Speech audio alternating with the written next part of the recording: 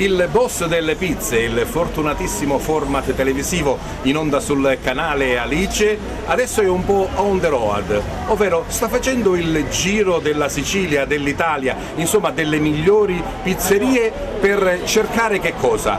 Lo chiediamo al produttore Nicola Vizzini. Salve, salve. Allora, sì, stiamo appunto girando tutta l'Italia per cercare i nuovi concorrenti per le prossime edizioni, dato che abbiamo avuto un grande successo nella prima edizione, quindi continuiamo il nostro bellissimo tour per valutare quelli che sono i possibili partecipanti.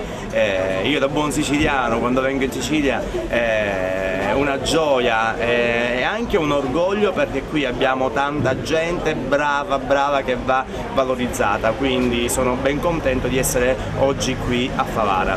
Avete già scoperto qualche talento? So insomma che il vostro occhio critico mira soprattutto alla qualità, la qualità delle pizze presentate, ma anche la bravura del pizzaiolo. Sì, assolutamente, guardiamo intanto quello che è la qualità, oltre quello che facciamo comunque sempre televisione, quindi cerchiamo anche quella che è l'immagine, ma l'immagine però in questo caso conta veramente poco, perché cerchiamo il pizzaiolo che dà quel brio, dà quella novità, e soprattutto quando assaggiamo le pizze gourmet.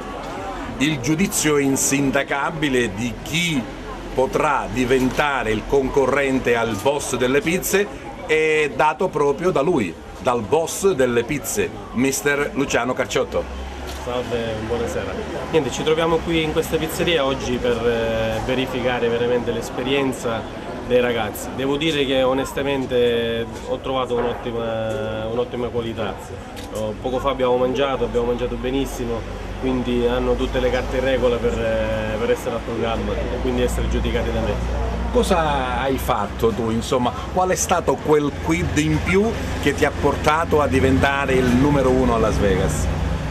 Ma sicuramente il cuore, no? Ma se metti il cuore comunque hai messo tutto, poi come va va. Ho messo il cuore e diciamo anche un po' di fortuna ed abbiamo vinto questi due primi posti, miglior pizza e miglior pizzaiolo a Las Vegas, che non è facile ed è stata la prima volta per un siciliano.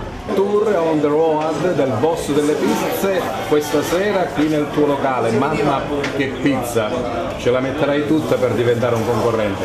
Stasera per me è una grande serata innanzitutto, ringrazio tutti i miei clienti che mi sostengono, ce la metteremo tutta, o nel bene o nel male, pazienza.